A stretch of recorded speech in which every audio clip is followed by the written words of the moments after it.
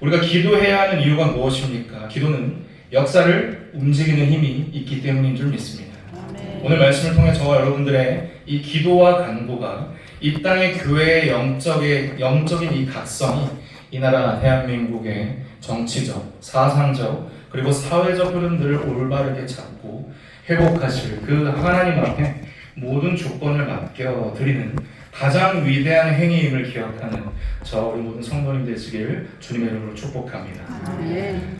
여호와의 위로 혹은 여호와께서 주신 위로라는 뜻을 가진 이 느헤미야는요, 남유다 백성의 세 번째 귀환을 이끌었던 사람입니다. 예루살렘에 무너진 성벽을 재건했던 사람이죠. 그의 직책은 오늘 본문 11절에 기록되어 있듯이 왕의 술관원장이라고 합니다. 여러분, 술관원장 하면 누가 떠오르십니까? 어떤 사람의 이야기가 떠오르세요? 요셉의 이야기가 떠오르시죠? 이 술관원장이라는 이 직책이 많이 등장하지는 않아요. 그래서 요셉 시절에 그 떡 맡은 관원장과 술 맡은 관원장이 함께 감옥에 갇혔을 때 꿈을 해석해준 이야기를 우리는 기억하고 있지 않습니까? 여러분, 그런데 술 맡은 관원장이 하는 일이 무엇이냐? 왕의 음식을 맡은 사람들은 왕의 최측근에 있는 사람이었습니다. 왜냐하면 왕이나 황제들은 그 제국을 다스리는 어마어마한 권위를 가지고 있었지만 또 한편으로는 그 권위를 노리는 그런 쿠데타를 일으키려고 하는 그러한 세력들, 그런 반국가적인 세력들에 의해서 독사를 당할 수 있는 위험이 있었기 때문입니다. 그 음식에 혹은 술에 독을 타서 죽이는 경우가 있었기 때문에 이 술 맡은 관원장은 왕의 엄청난 신뢰를 맡은 자야만 그 직책을 맡을 수 있었다라는 것이죠. 다시 말해서 느헤미야는요, 페르시아 아닥사스다 왕의 최측근에서 그를 보필하는 그런 높은 직책을 맡았던 사람이었다라는 것이죠. 한편 제국의 왕들이요, 다른 자기 나라의 출신의 백성들을 관직에 세우기도 했지만 자신이 정복한 나라, 즉 포로로 세웠던 그 나라 중에서도 엘리트였던 사람들을 높은 관직에 세우기도 했었는데, 우리가 잘 알고 있는 다니엘도 그런 경우겠죠.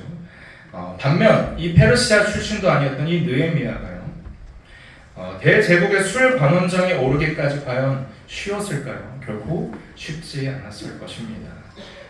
다니엘과 같이 그를 질투했던 사람들도 있었을 것이고요. 그 느헤미야를 끌어내리려고 하는 세력들이 적지 않았을 것입니다. 그럼에도 불구하고 느헤미야가 그 높은 자리에 오를 수 있었던 이유는 무엇이었을까? 첫째로 저는 바로 하나님께서 그를 사용하고자 하셨기 때문이라고 생각합니다. 하나님께서 그를 택하셨기 때문이죠. 그 직분을 통해서 하나님께서 행하고자 하시는 일이 있었기 때문입니다. 둘째로 느헤미야가 하나님께서 사용하시는 자로서 택함 받을 수 있었던 이유는 그는 기도의 사람이었기 때문입니다. 그는 자신의 이름의 뜻과 같이 여러 고난과 그 역경 가운데서도요, 하나님께서 주신 그 위로를 받으며 하나님께 언제나 그 중심을 두고 여호와를 경외하는 신앙으로 살아갔던 사람, 하나님 앞에 늘 기도에 힘썼던 사람이었습니다. 과연 느헤미야가 그런 기도의 인물이었다는 것을 어떻게 알 수 있느냐? 우리가 바로 읽었던 본문 2절 말씀부터 기록된 내용들을 보면요, 우리가 알 수 있습니다. 제가 짧게 이 내용에 대해서 조금 추격해드리면, 느헤미야가 어느 날 자신의 형제 이 하나니를 통해 이 유다 백성들이 외세로부터 환난과 능욕을 받고 있으며 그 예루살렘 성이 불타 없어졌다, 허물어졌다라는 소식을 듣게 됩니다. 아마도 이 하나니는요, 느헤미야와 이 형제이긴 했는데 2차 귀환 때 먼저 에스라를 통해서 이 유다 백성의 유다 땅에 귀환을 했었을 것으로 추정이 됩니다. 그의 형이었던 느헤미야는 이 페르시아에 남아 있었지만 그의 동생은 먼저 귀환을 했던 것이죠. 그리고 자신이 보았던 이 이스라엘의 처참한 모습을 자신의 형제인 느헤미야에게 전했던 것이죠. 여러분, 유다 백성들은요, 기원전 538년에 페르시아의 고레스 왕에 의해서 첫 번째 귀환을 하게 됩니다. 약 4만 명 정도가 처음에 귀환을 하게 되는데, 그때 총독이었던 수룹바벨과 대제사장 여호수아에 의해서 성전이 재건됩니다. 그리고 70년 후에는 두 번째 기한이 일어나게 되죠. 에스라, 우리가 잘 알고 있는 그 에스라를 통해서 이제 하나님의 말씀, 즉 율법을 교육받게 됩니다. 성전이 재건되고 하나님의 말씀이 그들 가운데에 들려지기 시작하는 것이죠. 그런데 그 이후에 성전이 건축되는 그 과정 가운데서 여전히 유다 백성들은 나태합니다. 하나님의 말씀에 대해서 듣기는 하지만 깨달아도 행하지 못하는 그런 변화되지 못하는 모습들을 여전히 보이고 있었던 것이죠. 또한 이 성전이 재건되기는 했는데 이 성을 보호할 성벽이 아직 그때 당시에 없었기 때문에 여전히 외세의 침략으로부터 취약했던 그러한 시기였습니다. 또 하나의 문제는요, 그들이 하나님의 말씀을 듣고는 있으나 여전히 그들 그 전에 살았던 그 삶에 익숙한 그 삶으로 계속 살아갔던 것이죠. 그 중에 하나의 가장 하나님 보시기에 좋지 않았던 모습은 이방인과의 혼인 문제였습니다. 그것으로 인하여서 그들은 우상을 여전히 섬기고 있었으며 이스라엘 백성으로서 온전한 정체성을 가지고 있지 못했다라는 겁니다. 결국 그들은 이러한 현실적인 문제, 그런 국방적인 문제, 더불어서 가장 중요한 것은 하나님 앞에 온전치 못한 신앙으로 살아갔기 때문에 그 어려움을 당했다는 겁니다. 그리고 이 유다 백성들의 이 소식을 들었을 때 이 느헤미야는 이렇게 반응하는데요. 우리 1장 4절과 5절 말씀을 한번 읽어보도록 하겠습니다. 시작. 내가 이 말을 듣고 앉아서 울고 수일 동안 슬퍼하며 하늘의 하나님 앞에 금식하며 기도하여 이르되 하나님 여호와 크고 두려우신 하나님이여 어떻게 생겼는지 크게 관심이 없었을 수도 있을 겁니다. 그는 심지어 성인이 되어서 꽤나 성공한 사람이 되어 있습니다. 왕의 최측근에서 높은 고위 관직에 자리하고 있죠. 그런데 왜 자신이 크게 관계도 없는 것 같은 이 유다 민족을 향하여서 이렇게까지 금식하며 슬퍼하며 통탄하고 있는 것인가? 여러분, 유다 백성들은요, 이 유다 백성들을 향한 유다 백성들에게 벌어진 이 상황과 예루살렘 이 성전의 몰락에 대해서 느헤미야가 이렇게까지 슬퍼할 수 있는 이유는 바로 그의 부모님의 신앙 교육 때문이었습니다. 다시 말해서 유다 백성들은 수십 년간 하나님의 뜻에 불순종하며 살았기 때문에 멸망당했지만 이 느헤미야의 부모님은 그 상황 가운데서도 하나님 앞에 순종하기에 힘썼던 것이죠. 비록 그가 그 바벨론으로 끌려가기는 했지만 자신의 자녀들에게 그리고 이 태어난 이 느헤미야에게는 너의 민족의 정체성은 이스라엘이다. 우리는 하나님의 말씀을 경외해야 한다. 하나님을 따라가야 한다라는 그 신앙 교육을 계속적으로 시켰기 때문에 이 느헤미야는 타국에 살고 있으면서도 그 나라 이방 문화와 풍습에 젖어들지 않고 여호와를 경외하는 그러한 사람으로 성장할 수 있었다라는 것입니다. 여러분, 인간은 분명 환경에 영향을 받는 존재임이 분명합니다. 그러나 기억하십시오.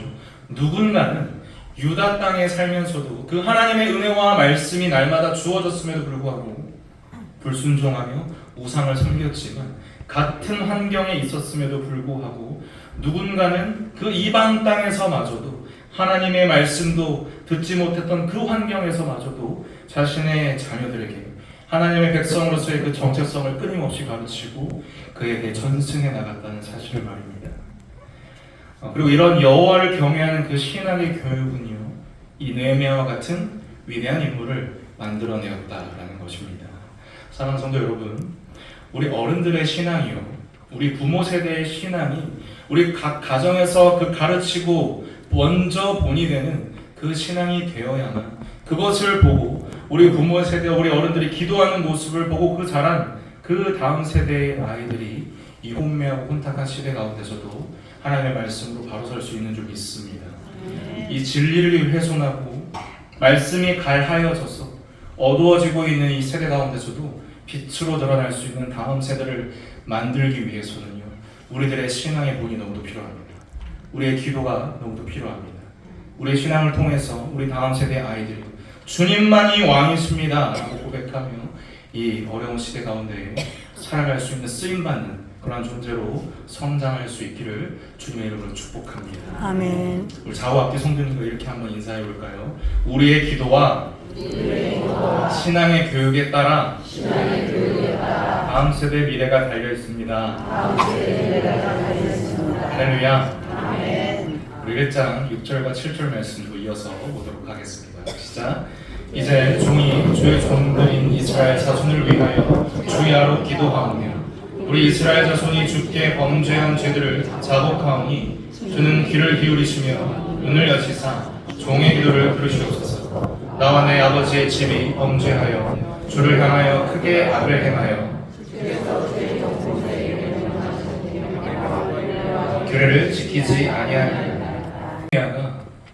자신의 민족, 자신은 페르시아의 국민으로서 높은 고위 간족에 있음에도 불구하고 자신의 민족의 정체성은 유다에 있으니 그 유다가 죄를 지었지만 이 유다의 죄를 대신해서 하나님 앞에 용서를 빌고 있다는 것입니다. 나와 내 아버지의 집이 지은 죄 때문이라고 이렇게 고백하고 있는 것이죠. 이 유다의 멸망이요, 유다가 하나님께 심판을 당한 이유가 마치 내 잘못인 것처럼 나의 죄인 것처럼 기도하고 있다는 겁니다. 엄연히 말하자면 자신은 유다의 멸망과 사실 전혀 상관이 없음에도 불구하고 말이죠. 그 유다의 죄가 나의 죄입니다. 나와 내 아버지의 죄 때문에 이런 일이 일어났으니 주님 용서하여 주십시오 라고 애통하며 회개하고 있는 그런 민족적인 책임을 가지고 기도하고 있는 이 느헤미야의 기도의 위대함을 보고 있다는 겁니다. 또한 그는요, 자신의 조상들이 아주 오래전부터 전승되어 왔던 이 모세를 통한 하나님의 그 율법과 규례를 지키지 않았기 때문에, 하나님 말씀 순종하지 않았기 때문에 이 유다 백성들이 결국 흩어졌다라고 예언하셨던 그 말씀을 상고합니다. 그리고 느헤미야는 그 말씀, 그 조상들이 그 말씀을 듣고 깨달았음에도 불구하고 여전히 불순종하고 있는 그 상황 가운데서 이러한 하나님의 약속을 기억하며 이러한 기도를 다시 한번 올려드리고 있는 것이죠. 느헤미야 1장 9절과 10절 말씀 읽어보겠습니다. 시작. 만일 내게로 돌아와 내 계명을 지켜 행하면 너희 쫓긴 자가 하늘 끝에 있을지라도 내가 거기서부터 그들을 모아 내 이름을 두려고 택한 곳에 돌아오게 하리라. 하신 말씀을 이제 청하건대 기억하옵소서. 이들은 주께서 일찍이 큰 권능과 강한 손으로 구속하신 주의 종들이요 주의 백성이니. 아멘.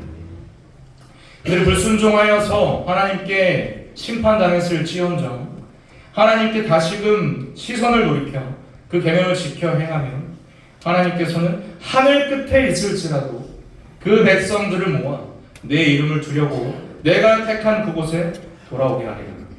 모세를 통한 이스라엘 백성들이 가졌던 그 율법이요 여전히 유효하다. 여전히 하나님의 백성들은 그 끊어지지 않는 하나님과의 그 언약 관계는 지금도 유효하다라는 것을 하나님 앞에 간구하고 있는 것입니다.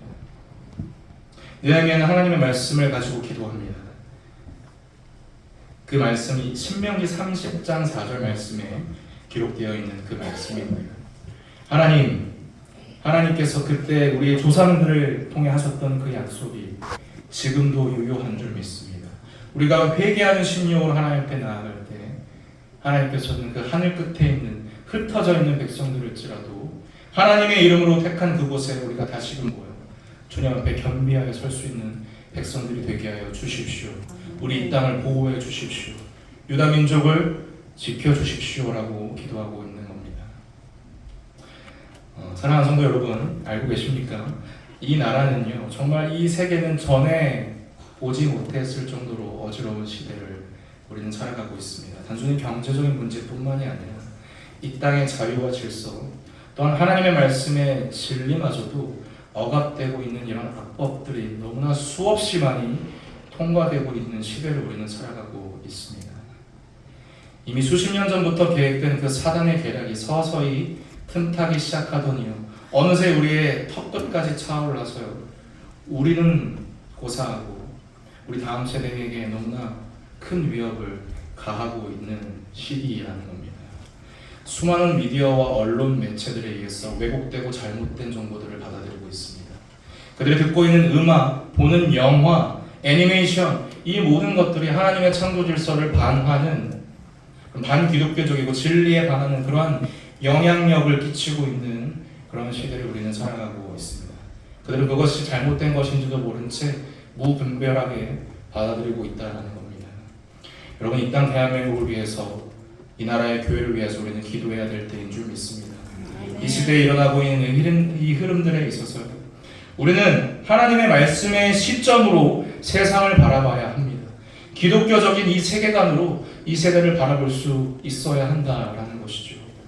학교에서 가르치는 이 공교육마저도 무너지고 있는 시대입니다. 하나님이 창조하신 남성과 여성 외에 오늘은 내가 남자가 될 수도 있고 내일은 내가 여자도 될 수 있다. 이렇게 성 정체성마저 무너지고 있는 시기가 지금의 시대라는 겁니다. 동성애와 성소수자들에 대한 인권과 평등, 그것을 빙자하여서 예수 그리스도는 언제나 낮은 자와 함께하지 않으셨나 항상 그 주장을 하면서요, 하나님을 향한 그런 신본주의가 아니라 인본주의에 얽매여서 하나님의 그 진리를 훼손하고 있는 시기가 지금의 시대라는 겁니다. 여러분, 이 시대의 가정과 교회는요, 우리가 복음을 전하고 하나님의 말씀을 가르치는 것 그 이상의 역할이 필요합니다. 이 시대의 흐름이 얼마나 하나님의 진리를 훼손하려고 있는지에 대해서 우리는 가르쳐야 합니다. 그렇지 않으면 우리 다음 세대가 살아갈 그 시대는요, 왜곡되고 잘못된 사상의 그 흐름에 파묻혀 진리가 무엇인지도 모른 채 다음 세대가 아닌 정말 다른 세대로 살아갈 수밖에 없을 것이기 때문이죠. 우리들의 신앙과 우리들의 기도가, 이 나라를 향한 애통하는 우리들의 간구가 필요한 시기입니다. 그러나 하나님, 우리가 주님 앞에 올곧게 서 있을 때, 우리가 깨닫고 하나님의 뜻에 따라서 우리 다음 세대에게 가르치게 했을 때에 그 하나님께서는요, 그 하나님의 놀라우신 그 주권 안에서 반드시 이 교회와 이 땅을 회복시키실 줄 믿습니다. 회개가 필요합니다. 우리의 교회가, 우리가 살고 있는 이 인천 땅과 대한민국의 죄악을 용서해달라는 그 회개가 필요한 시대입니다. 하나님의 긍휼과 하나님의 도우심이 절실한 시기입니다. 하나님께서는 그 회개를 통해 이 무너진 땅을 회복하시고 우리 시선을 하나님 앞에 다시금 돌려 겸비한 백성으로 살아갈 때 하나님은 이 땅을 온전케 하실 것이기 때문이죠. 마지막으로 느헤미야가 기도 그 끝에서 자신이 이 왕의 술 맡은 관원이 된 이유, 왜 하나님께서는 그 직책을 맡겨주셨는가에 대한 그 사명을 발견하고 이렇게 고백하고 있습니다. 우리 마지막 절 1장 11절 있게 하옵소서 하였더니 그때에 내가 왕의 술 관원이 되었노라. 이 느헤미야는 왜 내가 술 관원이 되었는지에 대해서, 자신이 왜 이 사명을 맡았는지에 대해서 이제 깨닫습니다. 하나님께서 자신을 사용하기 위하여서였구나, 우리 이 민족을 회복하기 위하여서였구나 라는 것을 깨달았던 것이죠. 모든 것이 하나님의 계획 아래에 있었습니다. 그러나 이 느헤미야가 그토록 위대한 역사적 업적을 남길 수 있었던 가장 강력하고 근본적인 힘은 바로 부모를 통해 전수되었던 하나님을 경외하는 그 신앙과 이스라엘 백성으로서의 그 정체성, 그의 조상과 그 민족의 죄를 자신의 죄인 것 같이 회개하였던 그의 민족적 책임감, 그 회개의 기도, 그리고 마지막으로 하나님의 약속을 기억하고 하나님의 신실하심을 믿었던 그 믿음이 있었기 때문인 줄 믿습니다. 말씀 정리하면서 기도의 사람 중 빼놓을 수 없는 한 사람이 있습니다. 그 사람의 책의 이야기를 끝으로 결론을 맺고자 합니다. 여러분, 기도의 사람 중에 이엔 바운주라는 사람이 있습니다. 그 사람은 작가이자 변호사였으며 감리교 그 성공의 감독이었습니다. 근데 그가 기도의 사람이라고 불릴 수 있었던 이유는 매일 새벽 4시에 일어나 3시간씩 기도했을 뿐더러 기도 없이는 설교도 봉사도 전도도 하지 않았던 인물이었기 때문입니다. 제가 10여 년 전에 우리 목사님, 그때 당시 목사님께서 이엔 바운주의 책 중 이 책을 주시면서 저에게 기도의 능력에 대해서 더 깨달았으면 좋겠다라고 말씀을 하셨는데, 그 기도의 능력이라는 책에 보면요, 이러한 문구들이 있습니다. 우리 함께 읽어보겠습니다. 시작. 사람이 하나님의 방법이다. 기도는 인간이 할 수 있는 가장 고상한 행위이며 사람을 위하여 하나님께 구하는 일은 더 위대하다. 기도는 하나님의 능력을 행하게 하는 가장 큰 비결이다. 할렐루야. 사랑하는 성도 여러분, 저와 여러분들이 또한 우리의 삶과 우리의 교회, 또한 우리 다음 세대의 아이들과 학생들과 청년들이 일으켜줄 수 있는 하나님의 방법이 되기를 주님 이름으로 축복합니다. 아멘. 그리고 하나님 앞에 고하는 가장 고상한 것, 그 기도를 통해서 우리의 가정과 교회, 이 나라와 세계 열방이 하나님의 진정한 통치와 그 주권 아래 다스려질 수 있기를 기도할 수 있는 저와 여러분들이 되시길 소망합니다. 결국 이 모든 능력을 행하게 하시는 그 유일한 비결은 기도임을 우리가 믿으며 날마다 그 기도의 자리에 사수하고 이 땅에서 하나님의 능력이 드러났는데 쓰임받을 수 있는 저와 우리 모든 성도님들이 되시기를 주님의 이름으로 축복합니다.